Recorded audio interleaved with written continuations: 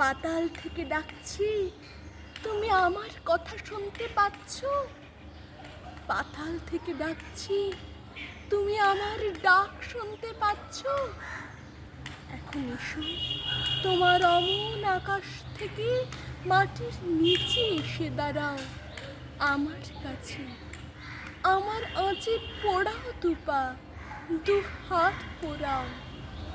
নরম ননির মতো শরীর পুড়িয়ে কালো কলুষ করো, আমায় ধরো।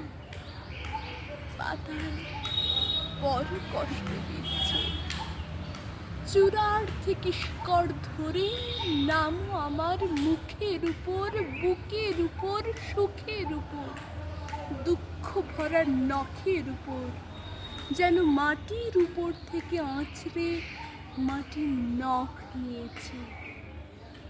পাতাল থেকে ডাকছি, তুমি আমার কথা শুনতে পাচ্ছ?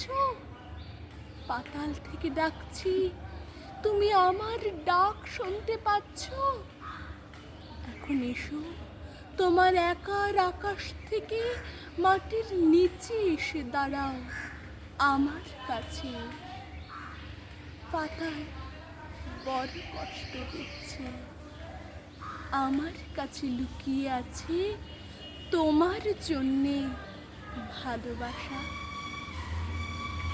কবি শক্তি চট্টোপাধ্যায় লিখেছিলেন পাতাল থেকে ডাকছি।